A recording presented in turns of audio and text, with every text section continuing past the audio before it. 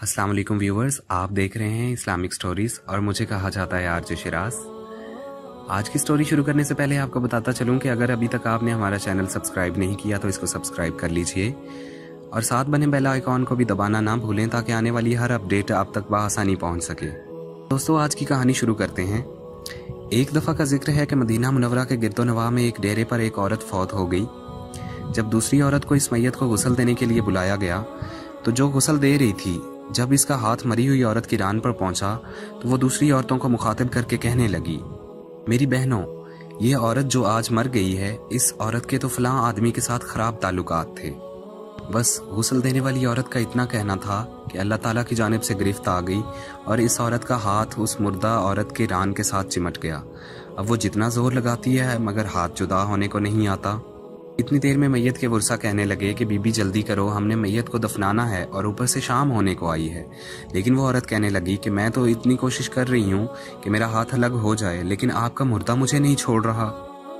रात पड़ गई और इवन दिन आ गया और हाथ अलग नहीं हुआ तो उस औरत के वर्सा उलमा के पास गए।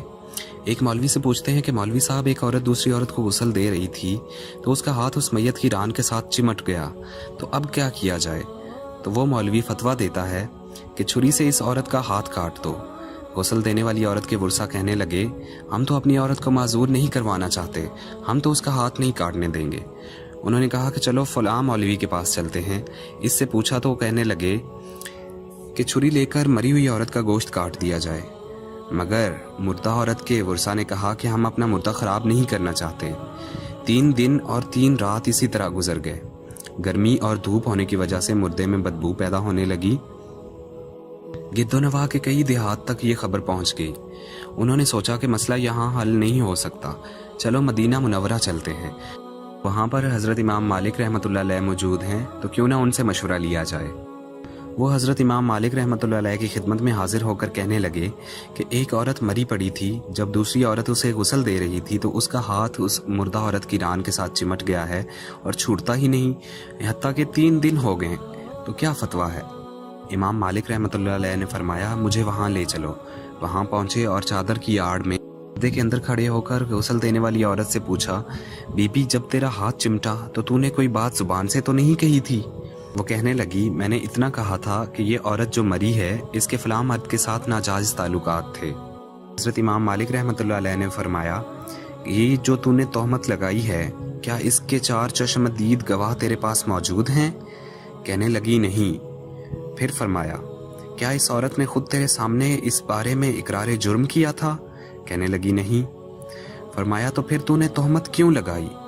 इसने कहा, मैंने इसलिए कह दिया था कि वो घड़ा उठाकर इसके दरवाजे से गुजर रही थी।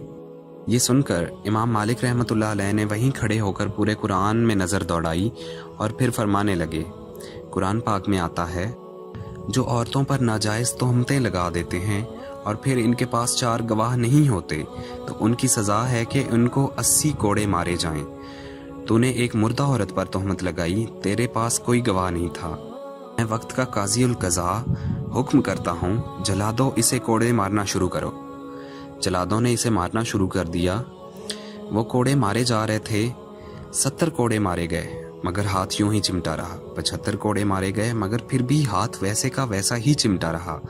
79 कोड़े मारे गए तो फिर भी हाथ ना छूटा और जब 80वां कोड़ा लगा तो उसका हाथ खुद ब खुद जुदा हो गया। तो दोस्तों, अगर आज की कहानी आपको पसंद आई तो कमेंट, लाइक एंड शेयर करना ना भूलिएगा। Thank you.